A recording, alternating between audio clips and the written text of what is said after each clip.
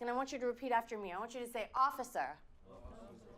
Am I free to go? Am I free to go? One more time. Officer. Officer. Am I free to go? Am I free to go? Okay. This is hardly your typical classroom lesson, but it could be a critical life lesson for these juniors at D.C.'s predominantly black Dunbar High School.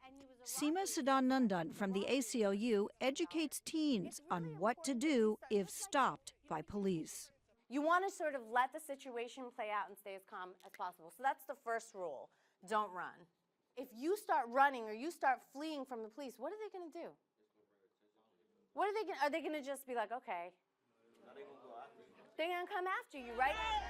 In the wake of the deaths of Michael Brown and Eric Garner, both at the hands of police, a conversation that has been underway for years in African-American families has taken on added urgency. Everybody feel like they're scared of the police right now. So when you see the police, you don't have a good thought no more, like he's here to make sure I'm okay.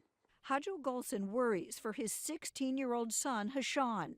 About 3 years ago, father and son had the talk. What to do if Hashan was stopped by police.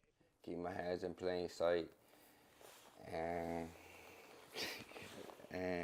don't make sudden movements. Don't make sudden movements.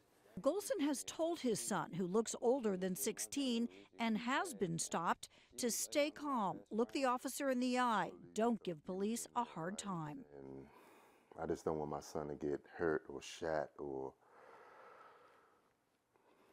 injured by the police, so it's a heavy concern. My father, he can't hold my hand because I got to grow up just like every other teenager. He can't hold my hand no here, so I still got to know how to carry myself when I'm outside too. Back in the classroom, Hashan shared some of his father's advice, which he relied on when police, looking into neighborhood robberies, questioned him on the street. He asked, can we search you? I remember my father telling me that they don't have the right to search us, so I told him no. That's your constitutional right, according to Sadanandan, who told the students without probable cause, police cannot search you. This is a hard one. This is a very difficult one. Repeat after me, officer. Officer. I do not consent to any searches. She advises the students, ask the officers, why am I being stopped? I want to remain silent. Am I under arrest? Some students admit not arguing with the police isn't always easy. Because I feel like he's, in a way, racially profiling me because it could have been somebody else of another race doing it, so they think it's just a black kid. In Washington, D.C., the population is about 50% black. But according to the Washington Lawyers Committee, African Americans make up 80% of those arrested, and most of these arrests are for nonviolent offenses.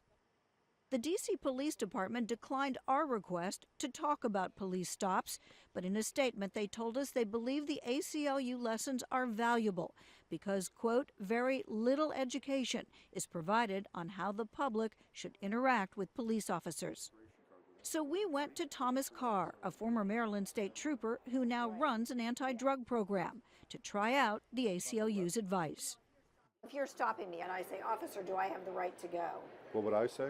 I'd say, yes, you do, but wait a minute. Let me just ask you a few questions.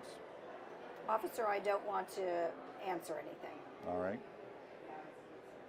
Just wait a minute. Let me find out what's going on. Can you help me with that?